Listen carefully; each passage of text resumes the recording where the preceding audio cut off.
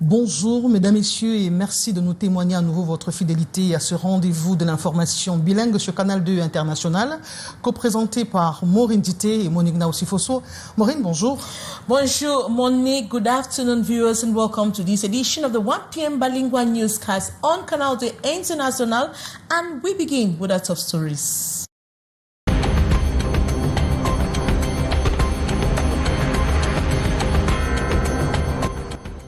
La filière manioc, maïs, bovin et lait en vedette à Yaoundé. Pour booster la production de ces produits de grande consommation, 4 agropoles reçoivent en ce moment des tracteurs, une mécanisation de l'agriculture à l'horizon. An illicit drug sales remain rampant on the streets of Cameroon, posing a serious threat to public health despite government's efforts to clamp down on the trade. Unregulated medicines continue to strive in urban neighborhoods and rural markets in Cameroon. Ce 15 avril est journée mondiale de l'art en vitrine des musées et lieux de culture. Une journée qui rend hommage au célèbre peintre et homme de science Léonard de Vinci. And a heated dispute has erupted in Combe Route, Balong Canton over the appointment of a new traditional chief. The controversy stems from conflicting views between administrative and traditional authorities. You have more in this edition of Newscast.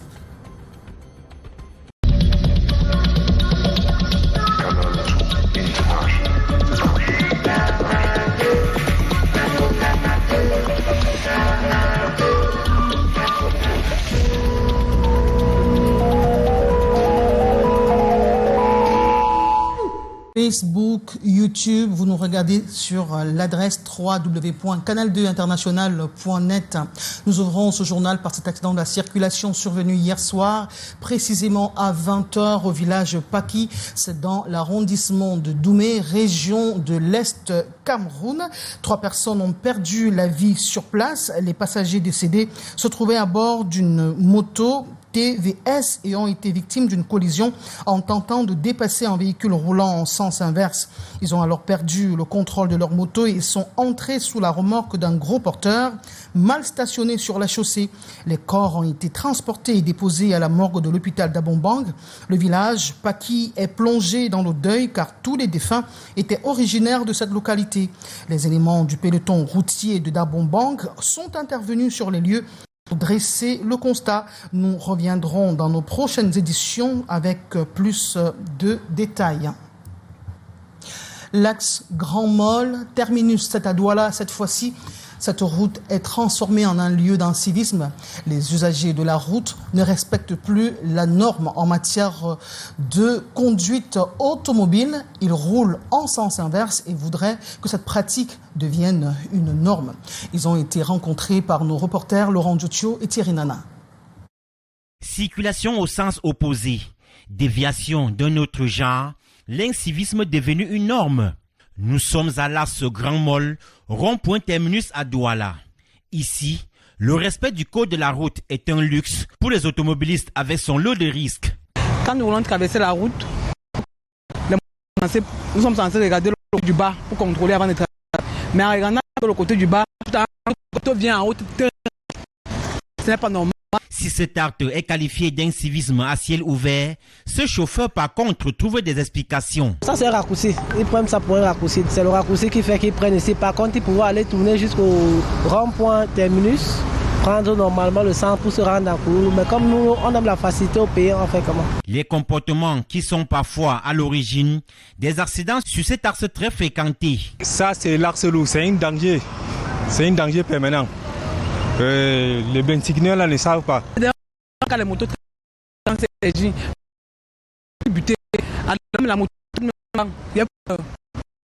pour stopper la saignée, selon Stéphane Romaric, habitant de Douala, des mesures s'imposent. Il faut seulement peut-être qu'on dise seulement que non. C'est surtout l'entrée de casino là qui cause le problème. Soit on bat à l'entrée là, que la route ne passe plus là. Je pense que le sens interdit là, ça va vraiment réduire beaucoup de sens interdit. Rappelons que le respect du code de la route nous mettrait à l'abri des accidents de circulation. Automobilistes et usagers sont appelés à plus de vigilance. Place au travail tout de suite Les attentes sont nombreuses, les défis sont également grands. C'est la prescription du ministre Nganou Djumessi au nouveau responsable de son département ministériel qui vient d'être nommé par ses soins également par le chef du gouvernement. Cette prescription a été donnée lors de l'installation de ces nouveaux responsables à Yaoundé. Delphine Fonkou-Téné, Lumbondo pour le reportage. Ils sont jeunes pour la plupart, pleins de promesses et d'objectifs à atteindre. Les nouveaux visages des travaux publics prennent officiellement les rênes de leur poste ce 11 avril.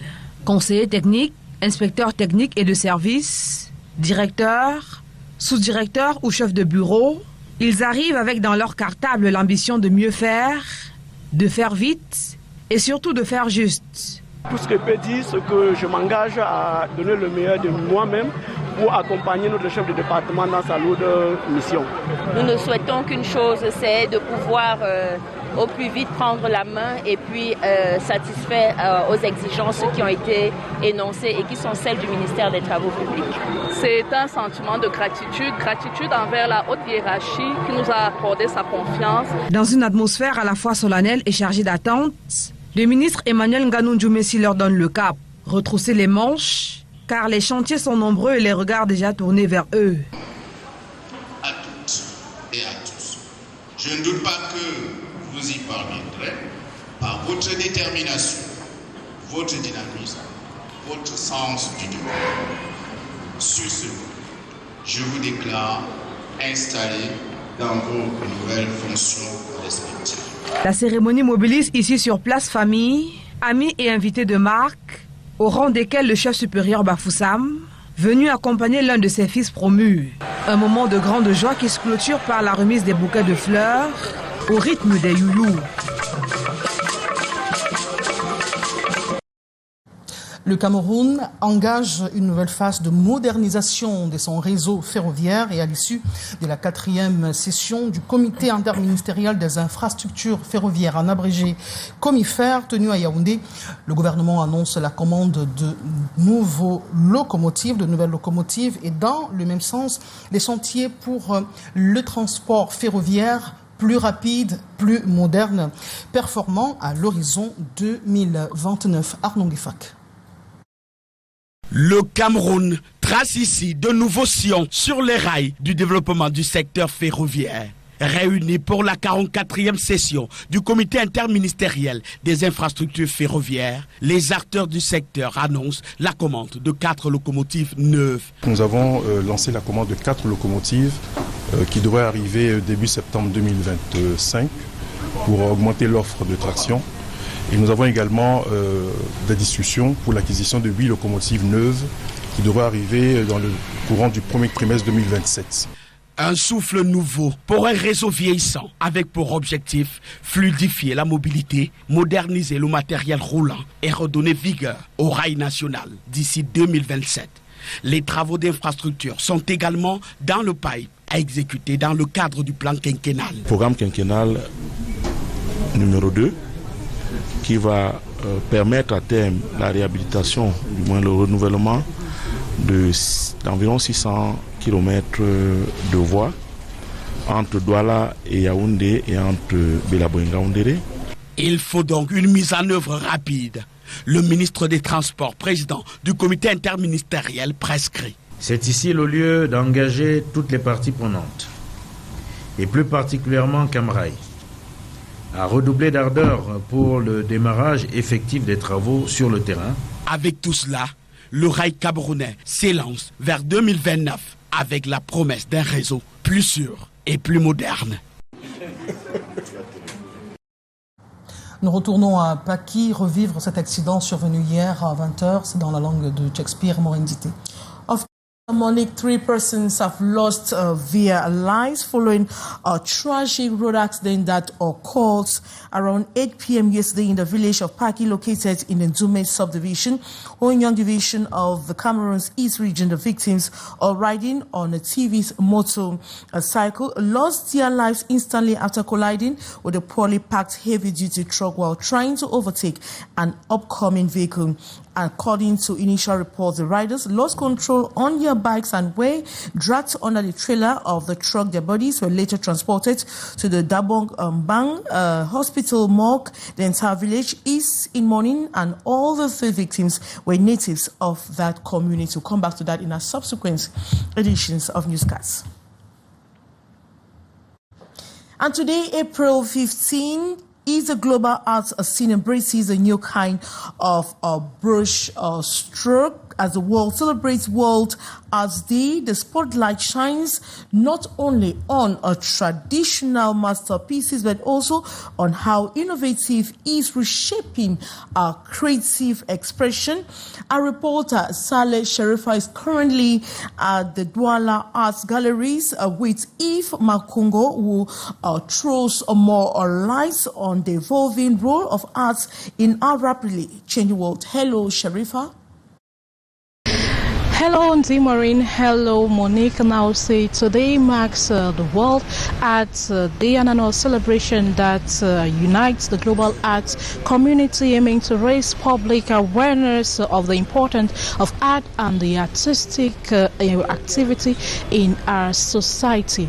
And we are at Douala Art Galleries, and with us today we are having Mr. Eve Makongo, an art curator who is known for his keen eye in explaining and interpreting the art design to the public. So I'd like to know, one question today is to know how, in a world where there is a rising artificial intelligence, how does it influence the arts sector? Thank you for this opportunity. Artificial intelligence can't replace artistic work, because artists are able to produce original work, but artificial intelligence also have many challenges that artists can face. The first challenge is the market of artificial intelligence, of NFT. So this form of art that are made with computer or with artificial intelligence is an international market that is open, but they need less experience to go into this market. They need also to have some ability in technology, art technology and so on, to produce this kind of work. So there's something that is open with many opportunities for the market, but also challenging. Okay, thank you very much. So it is worth recalling that artificial intelligence has both positive and negative impacts in the art sector. Live at Douala Art Galleries, I'm Sharifa Saleh alongside Thierry Nana and Aaron Nazira. Thank you so much, Saleh Sharifa. An illicit drug sales remain rampant on the streets of Cameroon, posing significant threats to public health. This by government efforts to clamp down on the trade. Unregulated medicines continue to strive in urban neighborhoods and rural markets. Now, pharmacies across the country are stepping up to tackle the issue on hand. The sale of illicit medications continue to flourish on the streets of Cameroon despite repeated warnings from the Ministry of Public Health about the health risks to the population. Many attribute the persistence of this problem to the country's ongoing economic hardship, which have driven demand for cheaper, though often dangerous, alternatives. With just 100 francs CFA, you can get a roadside medication. The problem is not about the consequences, but if you feel at ease with what you get. They should stop the talking and take concrete actions. With graphics or pictures, the message can easily be passed to the population. A concerned resident voiced what many believe the ease to access to unregulated medications in urban and rural corners poses a direct threat to public health. Despite government's crackdowns, these street drugs remain a staple for many, particularly in low-income communities. We are here to reflect and save our profession. The continuous sale of roadside medication affects our profession. We are here to call on the authorities, the mayor and others to put an end to roadside medications. Fight at every level. In response to the growing crisis, the National Order of Pharmacists in Cameroon gathered last Saturday in Amphi 103 of the University of the Mountain to develop new strategies aimed at curbing the practice. Describing the issue as a long-standing hydra for public health authorities, the pharmacists called for stronger regulatory enforcement and public awareness campaigns.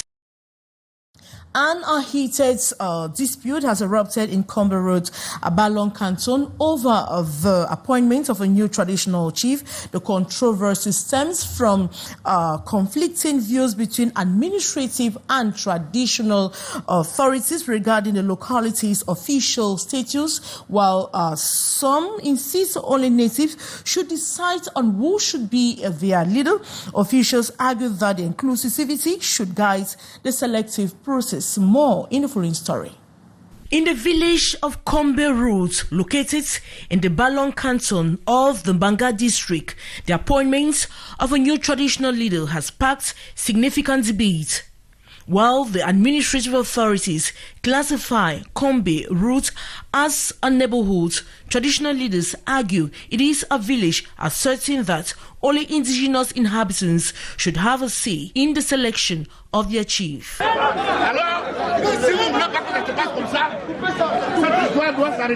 Tensions escalated during a consultation meeting held last weekend to designate a new chief. Disagreements arose over the eligibility of candidates, particularly concerning those not originally from the area.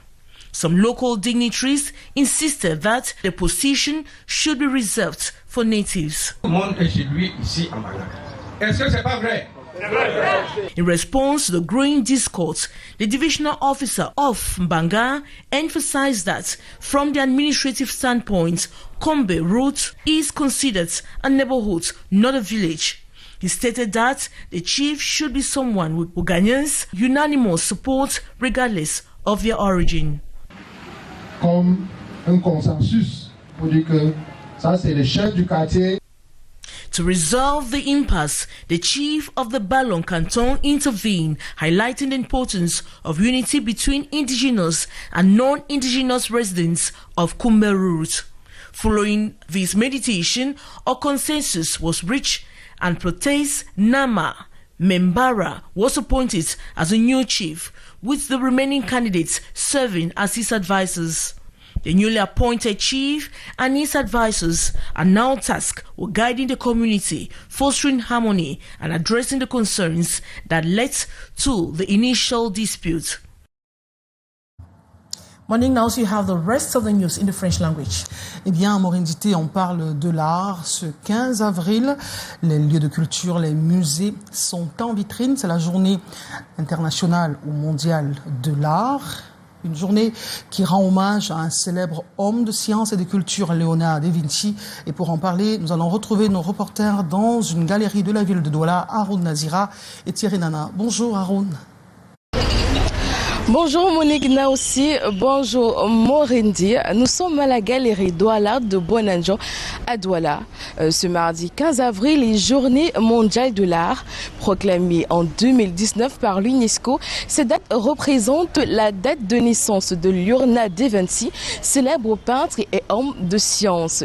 Avec l'avènement de l'intelligence artificielle, ce domaine connaît quelques difficultés comme tous les autres. Pour en parler ce jour, nous avons Yves Makongo, curateur à la galerie Douala, qui est juste près de nous. Bonjour Yves, quelles sont les difficultés auxquelles font face les artistes avec l'avènement de l'intelligence artificielle? Bonjour, c'est une date qui n'est pas encore très vulgarisée et c'est bien qu'on commence à en parler pour qu'on puisse aussi accrocher les thématiques qui vont avec. Alors, parlant de l'intelligence artificielle aujourd'hui dans l'art, est-ce que cela représente des dangers? Oui, à un certain niveau, il y a quelques dangers que représente cette intelligence artificielle qui arrive dans l'art. C'est que la copie, la reproduction de certaines pièces peut être facile, aisée, mais cela va toujours donner un travail très lisse et qui sera différent de la patte humaine, quoi, ou bien de la touche humaine.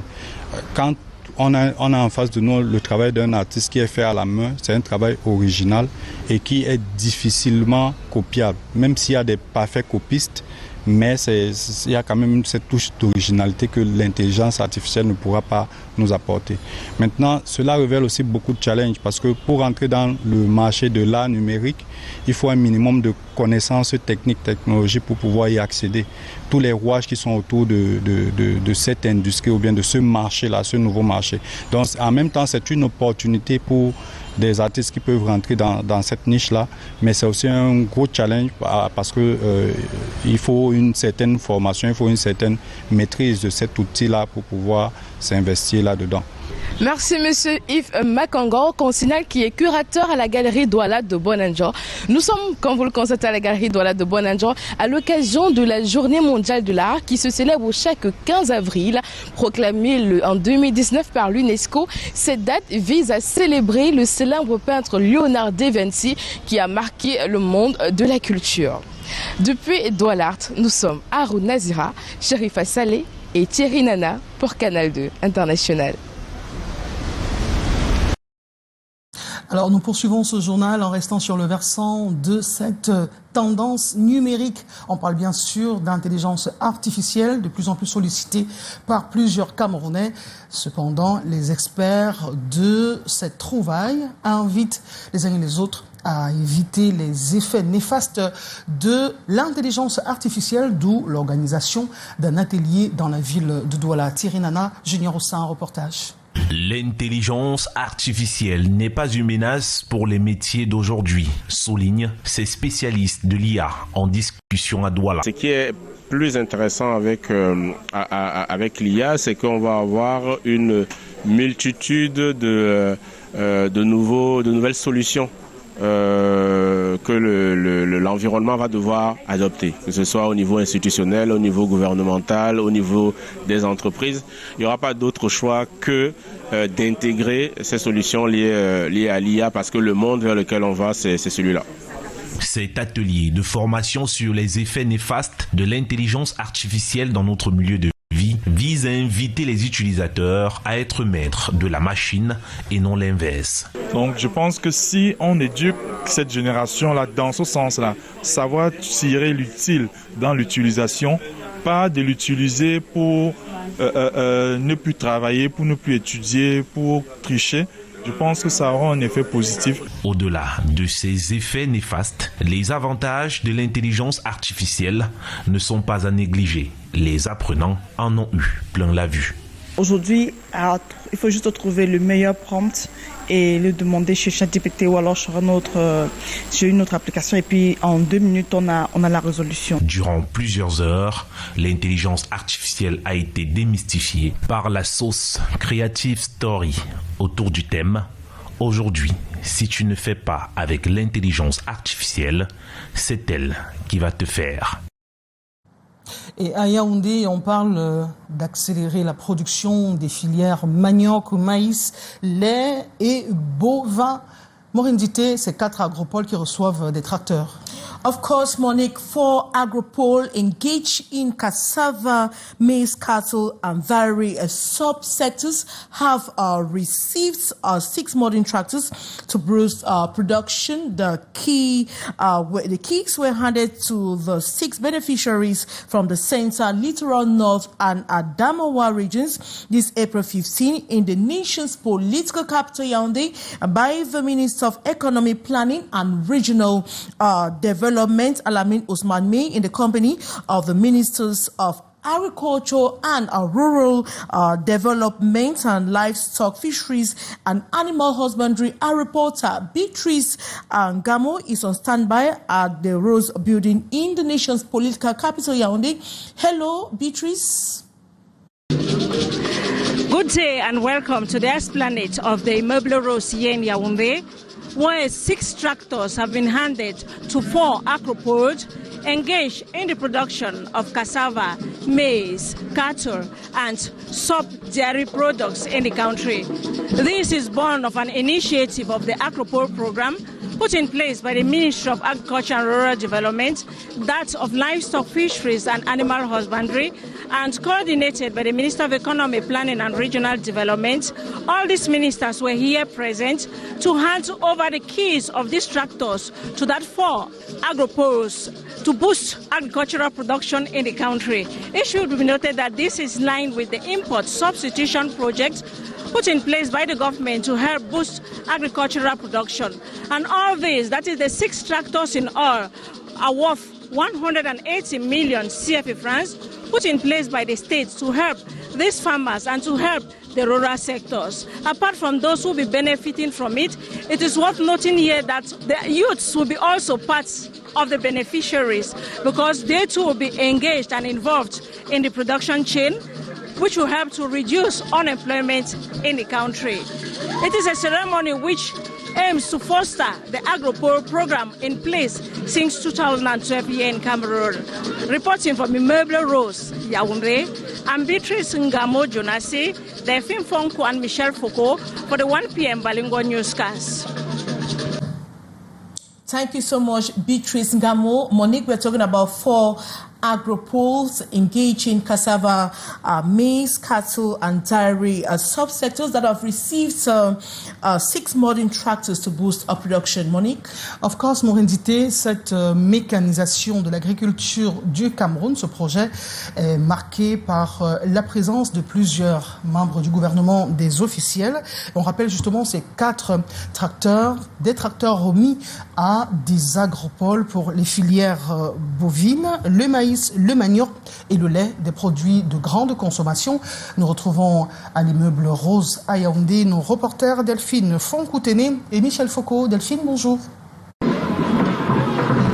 Bonjour, effectivement, il s'agit de 6 tracteurs d'une puissance de 100 chevaux vapeur et d'une valeur totale de 180 millions de francs CFA qui viennent d'être officiellement remis ici à 4 agropoles.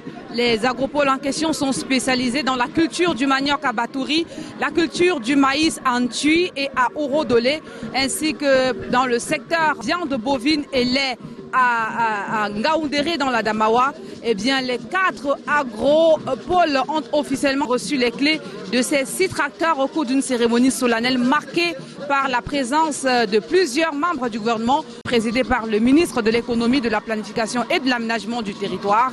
Alamine Ousmane invite chacun de ces agropoles à produire davantage. Des objectifs sont attendus pour que le projet d'import-substitution tienne lieu ou alors prenne ses marques et ses valeurs à travers la production que fourniront ces différentes agropoles.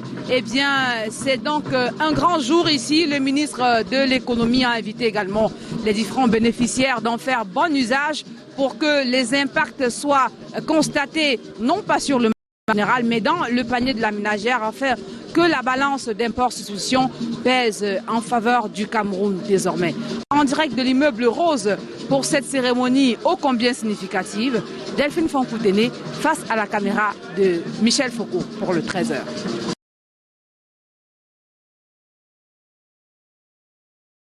Qui déséquilibre la balance commerciale du Cameroun. Ce sont des produits fortement exportés pour satisfaire les besoins de consommation. Mesdames et messieurs, nous mettons la clé sous le paillasson pour cette édition du 13h bilingue sur Canal 2 International. Non sans vous dire merci de nous témoigner votre fidélité tous les jours. Prenez rendez-vous avec nos prochaines éditions d'information, 15h30, 18h15 et 19h50. Morindité, je vous souhaite de passer un agréable après-midi. Thank you so much, Monique. Now, I want to tell our viewers to keep or to stay in the company of a program. So take another rendezvous, same time tomorrow. Good day.